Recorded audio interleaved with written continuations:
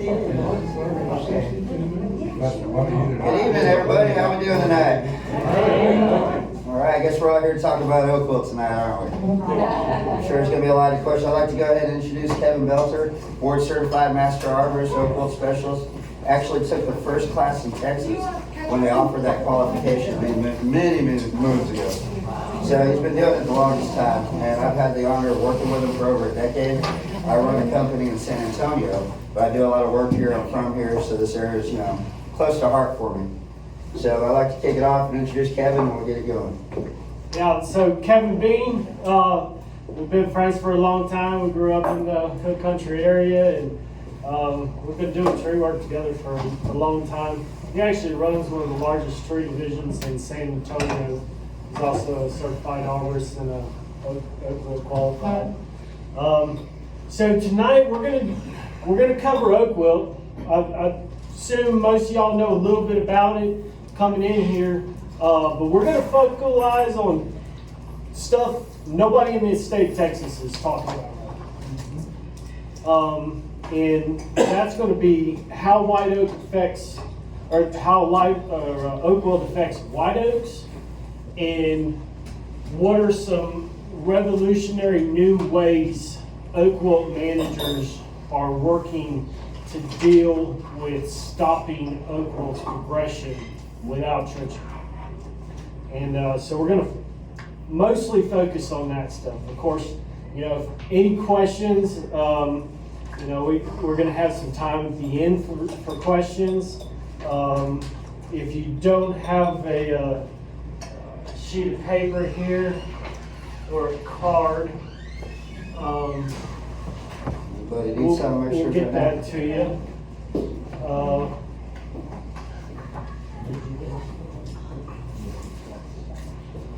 Let's kick off with the first thing.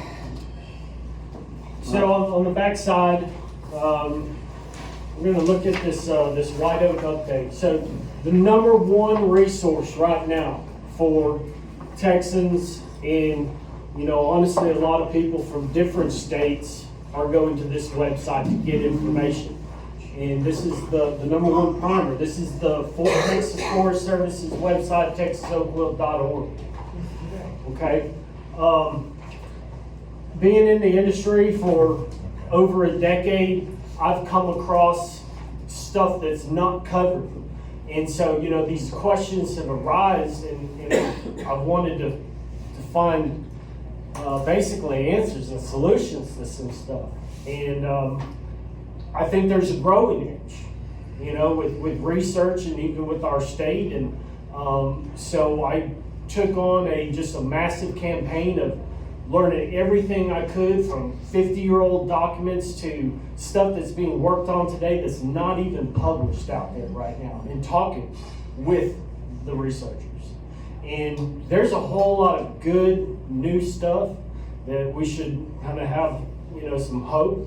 I'll be honest with you, there's some bad news tonight, but we got to know the bad news to be able to come up with solutions for it. So my website is ArborCareandConsulting.com. You'll find under this heading on the Oak Wilt portion the most comprehensive on identifying fall symptoms, trees that are quote-unquote resistant, diagnostics, spread, and then management, which is the biggest one of all. You're going to find a lot of information on there that's not anywhere else. So I really focused my website on kind of these growing edge aspects. So the historical position on white oaks. White oaks are basically, it's going to be your bur oak, your chinkapin oak, your lacy oak, your post oak, shin oak. I call it a bigelow oak most of the time, but those are some of the main ones you're gonna come across, and a lot of them are associated with this term called resistance. That word isn't defined real well, so here, for example, is an AgriLife fact sheet. So typically AgriLife's getting their information through the A&M University system. Plant pathologists and whatnot, they're doing research over there, and they're conveying that information both to AgriLife and to the Texas Forest Service. But the Texas Forest Service, my experience has been kind of like the big brother overall boss leading the campaign type thing. You know, of course, they're getting a lot of federal and state funds acknowledging that fact. But so we got here resistant white oak tree species. And it lists all of them. It lists the post oak, the bur oak, the Mexican white oak, the white shin oak, the lacy oak, chinkapin oak. And let's go to this resistant page here.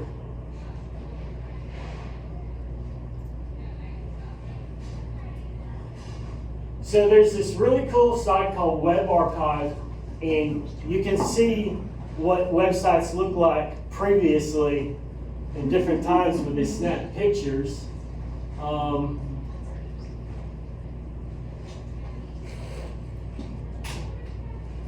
Here is fall 2003 Texas Forest Service.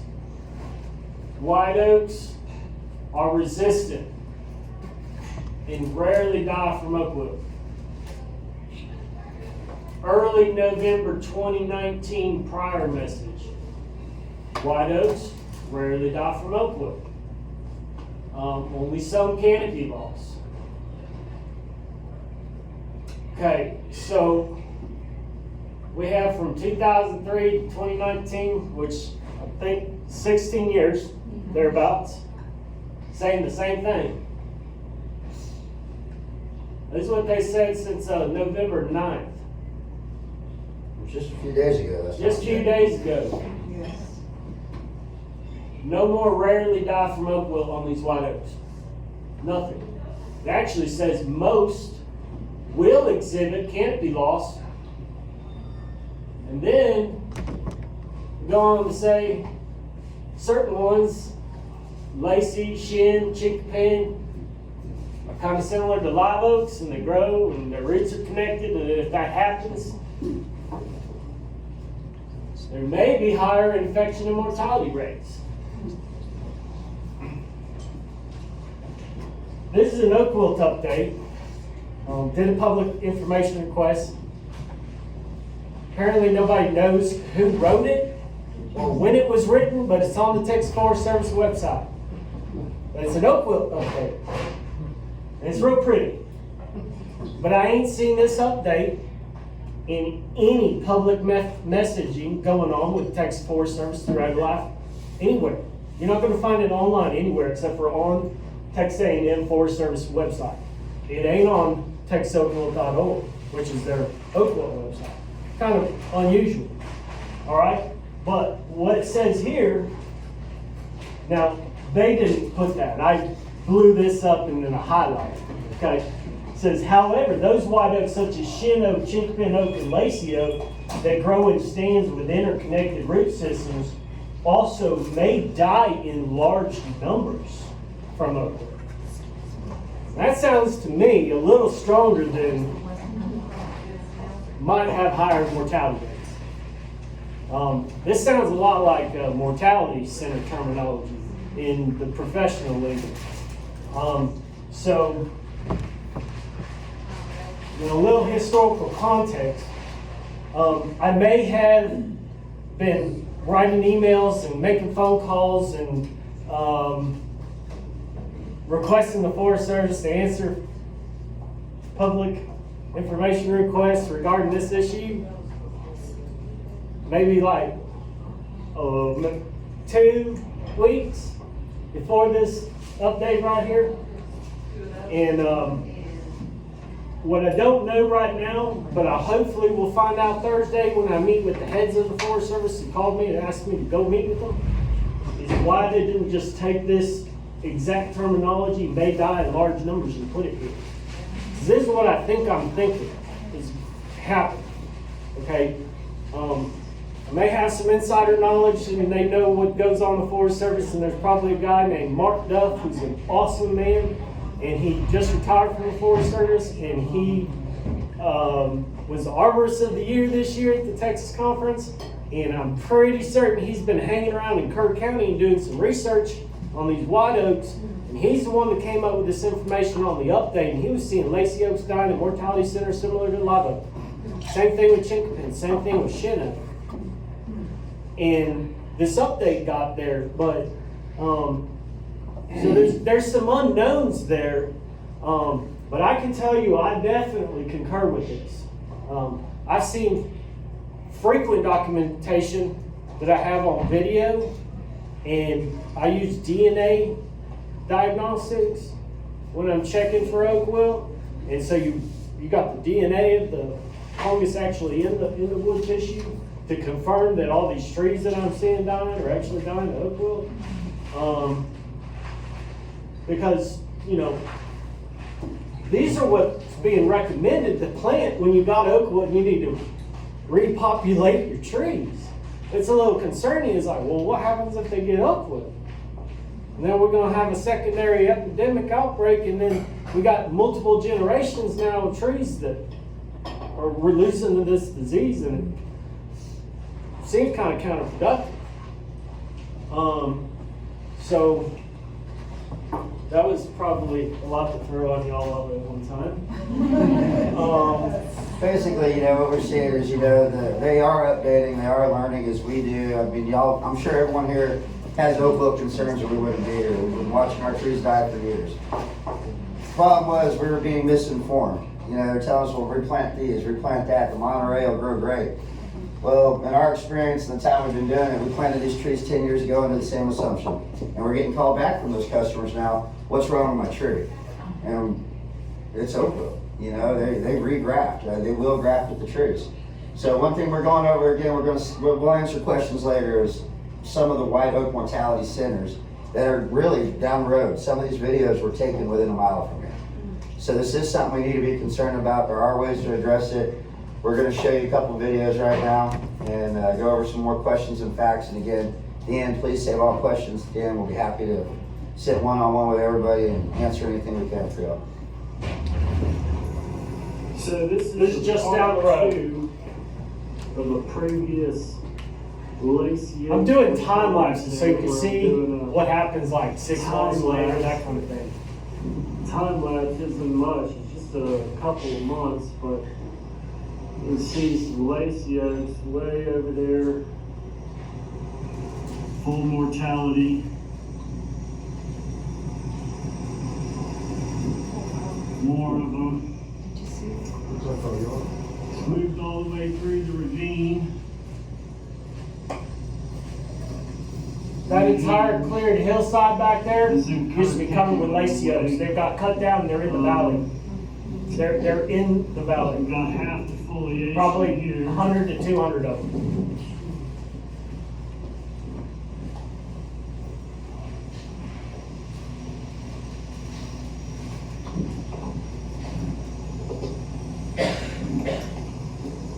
So this is where my video ended up, and we've got even more extensive defoliation. Clay mortality here. This tree is on fire. It was just lightly glowing before. And now, as you can see, it's extremely toasty. I'm just seeing no resistance whatsoever in these lacy oaks. They're dying just like a live oak. If they survive at all, they look like a live oak survivor. And consistent rootgrass.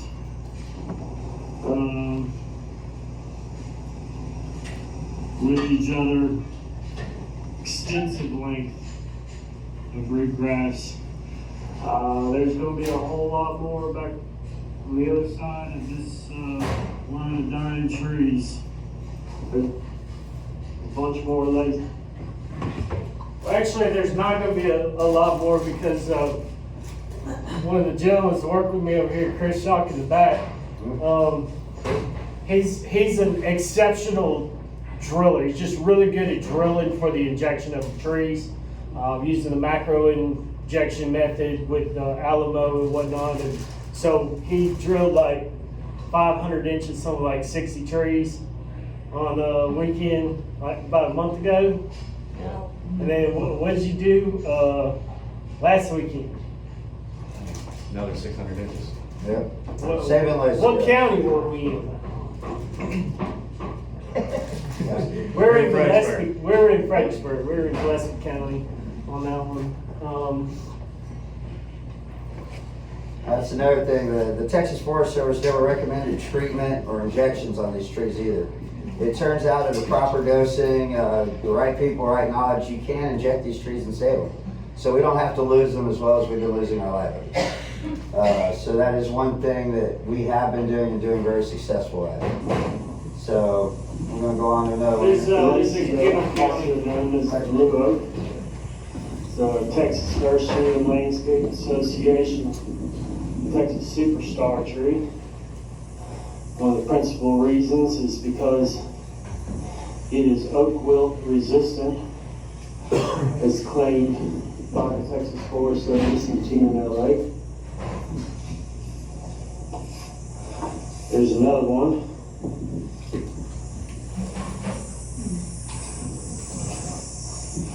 And here is a concerning phenomenon. Maybe all these lacies didn't show up the day they were handing out the oak wilt resistant gene, or possibly we need to do some serious reevaluation of that designation.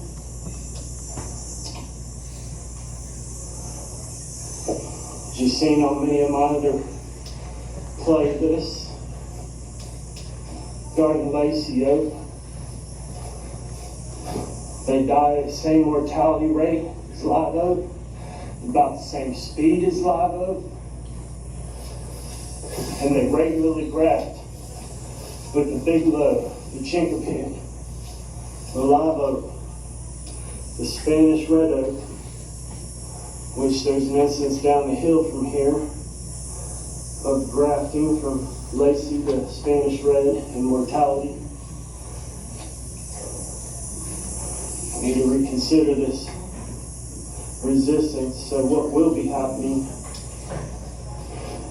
is these will be getting macro infusion. Got the pink ribbons out to save the ones who can. Pretty much all of them are going to be therapeutic injections. But at the rate they're dying, there's no other alternative other than to assume that they need treatment just like a live oak. So this is a hard. So my YouTube page, you can find that on my website. I got like 100 videos, and a whole lot of other good information, different tree species, and all kinds of stuff there. Part of this update, they completely abandoned the terminology resistant, wiped it out. I suspect there's going to be trickle down fixing all the news agencies that have just been passing out that message. I'm sure the AgriLife will eventually start changing their message there too. My website just happened to mention that there should be a complete public campaign of removal of the term resistant completely and switch for a usage of the term tolerance. There's some phytopathological, scientific differentiations between the two. And I think it's more appropriate. Plus, I also think when you use the term and you get an association with, we're thinking this tree, if it gets oak wilt, no big deal, maybe a branch or two, and we just cut it off. You know, that's not an accurate representation. So you just want to start over with new terminology, you know, to get this new message across. So they have done that. They actually must have read my website last night. I just published that management page, and there was like another change apparently today on their website. So there's definitely some changes going on.